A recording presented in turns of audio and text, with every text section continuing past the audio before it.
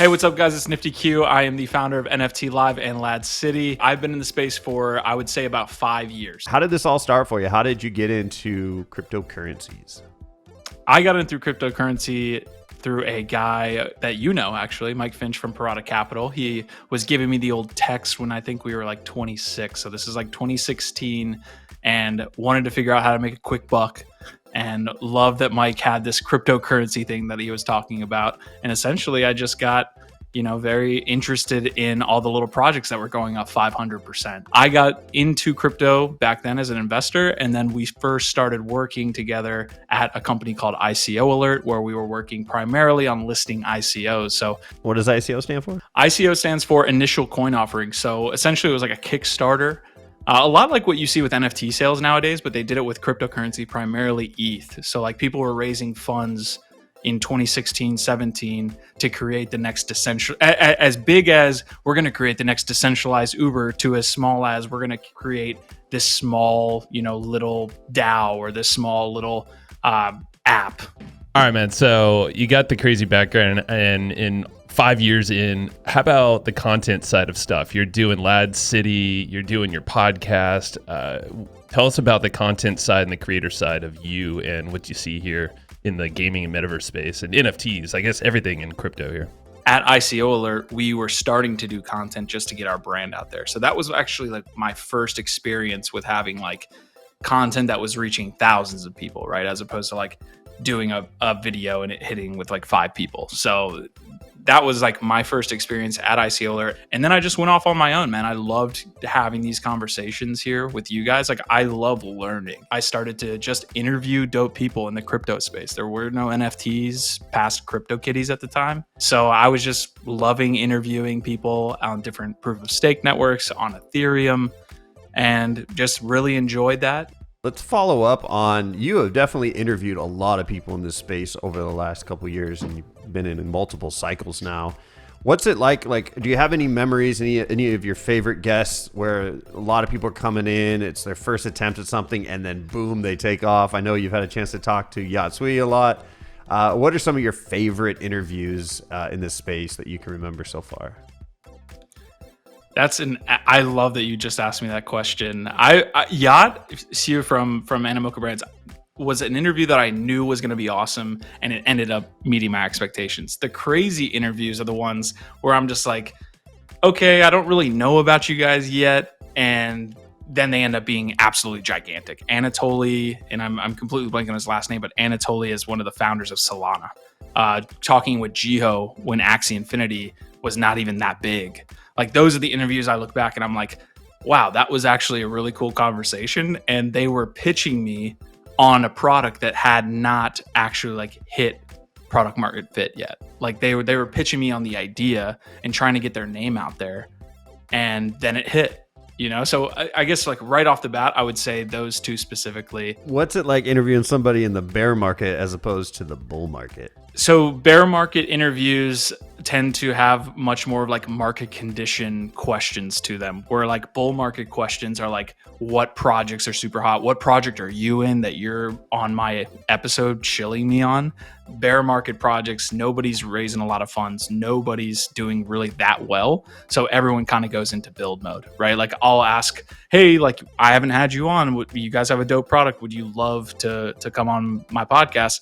And they're like, oh no, we're heads down building. It's like, well, okay, but in 3 months when you guys have a product release and it's a bull market, you're gonna come on. And that's pretty much how it runs. So I guess my biggest is like the energy for a project spotlight is much bigger in a bull market. And as you know, like live shows hit harder in bull markets, but bear market interviews I think are have a little bit more longevity to them. Maybe we talk more about broad market conditions in a sense. Definitely right. You get the real deal in the bear market, real conversations instead of just the hype or everyone in the euphoricness, as we know in 2021, which was a blur. Every interview, every project, insanity. What really we get in the bull market are people that we hear from and then never hear from again, right? Like we've interviewed a ton of people on NFT Live when we were still kind of running that segment where we would bring a project in for a spotlight. half of the projects that we interviewed during the bull market or more are probably just either not here or struggling more so than they thought they were. What is exciting you right now during the bear market? Any trends, any projects that are tickling your fancy?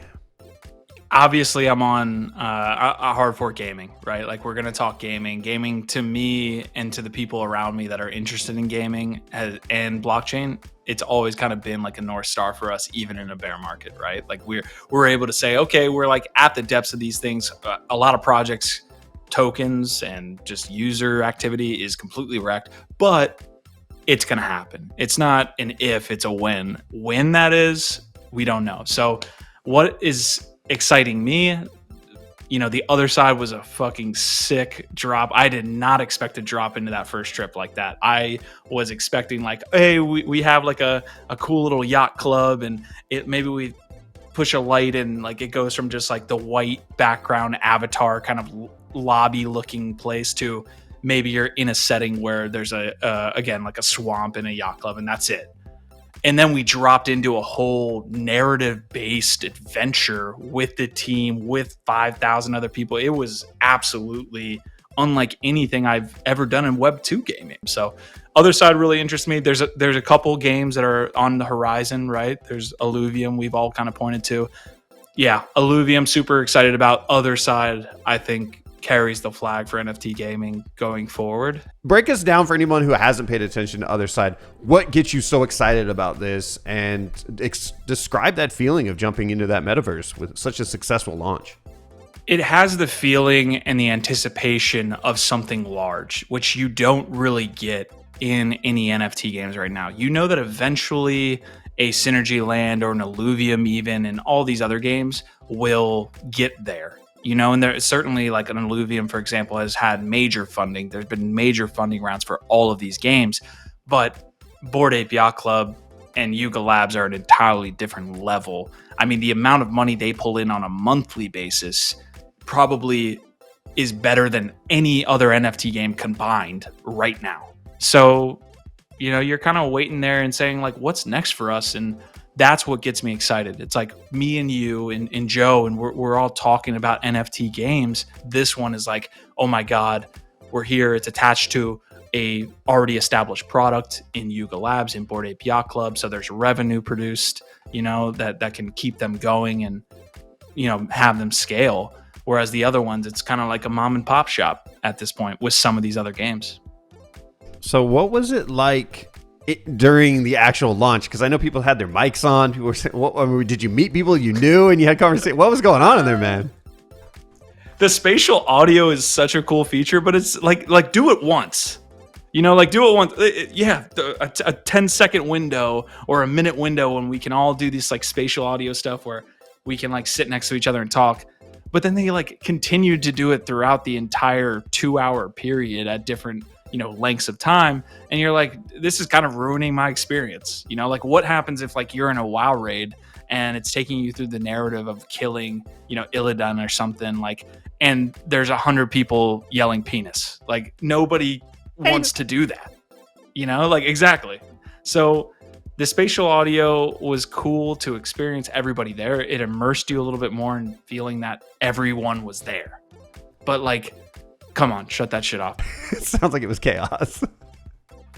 It was cool that you had a narrative that they were taking you through. Like a lot of people in gaming talk about potentially like tutorials coming through games as it's related to like maybe setting up a wallet for the first time, or maybe, going through a certain process and understanding a little bit more about Web3. That can happen in a gaming scenario a little bit more, which I think Yuga Labs is planning on doing, or the Otherside is planning on doing, with like, hey, here's 11 other trips that we're going to take you through, some of those being tutorials for how this is all going to look. So you said with Otherside that you had the feeling of anticipation of something large. What can other metaverses related to this kind of project learn from BA and Yuga and what they're doing?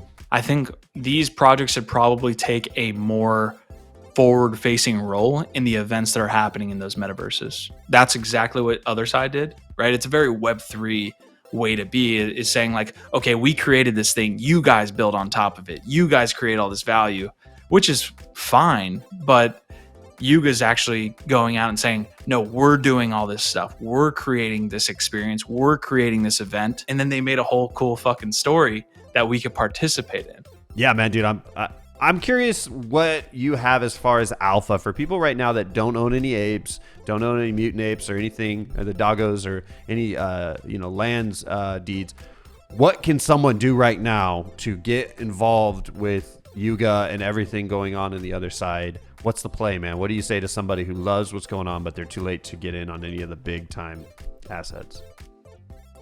You need to have dry powder on the sideline. You know, me and you both know that that's something that we would love to have more of in a bear market. And if you don't have that, go outside of Web3, go out into the real world, get a job so that you have some money to actually participate in this next cycle. So that's one thing I would say as far as alpha goes. You need to have money. Two, the real question is, do you then look at cryptocurrency tokens as opposed to NFT tokens? Because at least the conversations that I've had with people around me, it's, ETH is not at 3K.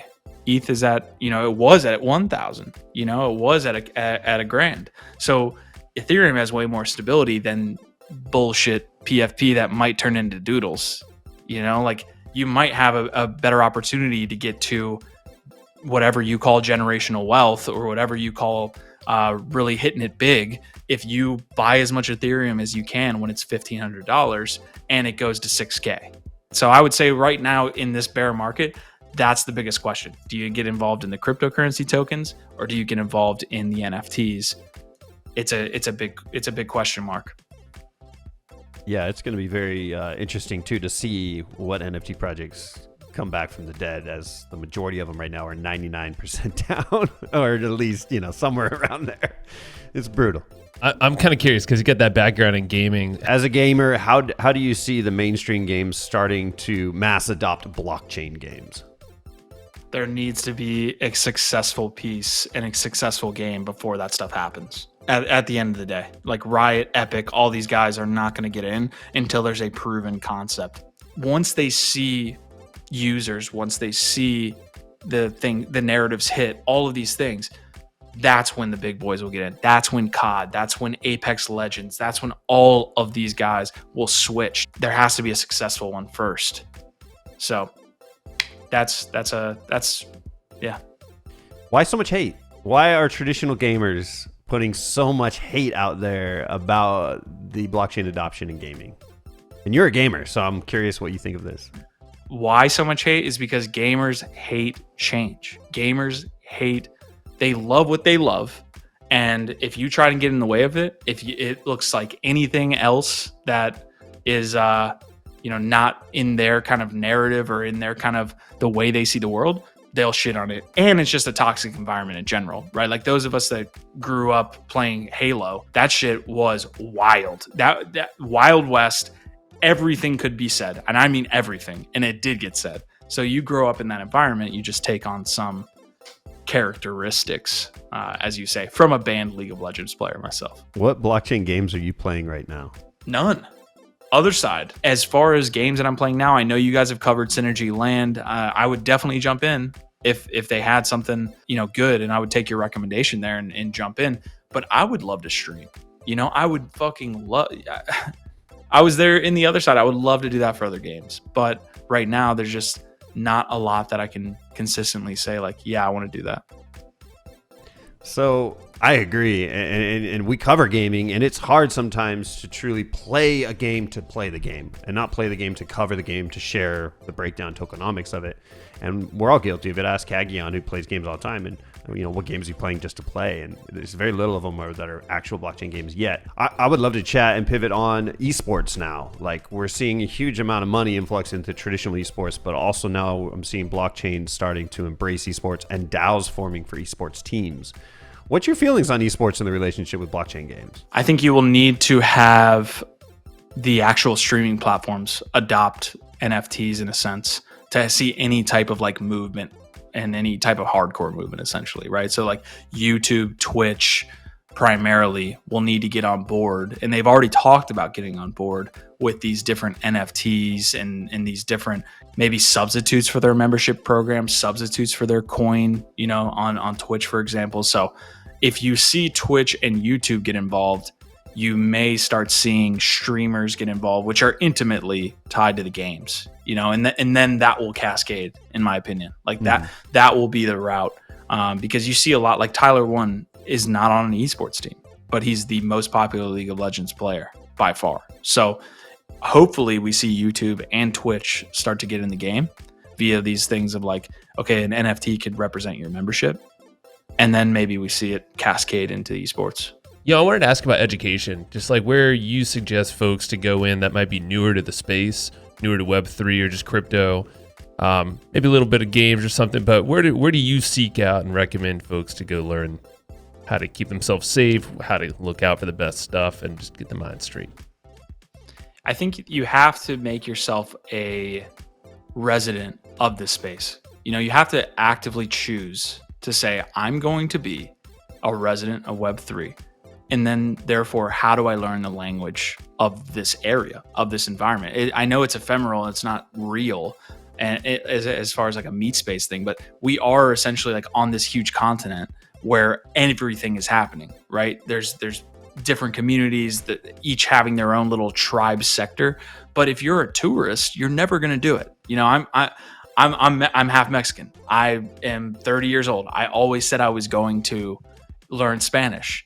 And until I can immerse myself either in like an actual, that would really help. If I could immerse myself in an actual geographical location, get dropped off in fucking Panama and say, go do it, I would learn the language and I would come out the other side understanding Spanish. It's the same thing in Web3. If you do not commit to being a resident, you're going to have a hard time surviving in this environment. And I say surviving because you could get really, really fucked in this environment. If you don't understand, the second best thing to do would be probably to find a really dope community. If you find a dope community that can help you out, that would really, really, benefit you, which I think most of your followers understand. It's like the individuals who just get into this space. You have to be on Twitter. You have to read that shit daily. You have to start understanding the language that we speak, and then go find yourself a community. What community, where can people follow you? Where can they go to hang out in your community and watch a lot of the shows that you put on? Yeah, so all of our links are going to be one on my channel, but also on all of our profiles on Twitter. So you can follow me at NFTYQ, NFTYQ. You can also follow NFT Live. You can follow Lad City. I would follow me at NFTYQ. I would go to NFT Live. I would go to Lad City. And then we do have a Discord on all of those Twitter profiles as well that you guys can jump in and say hi.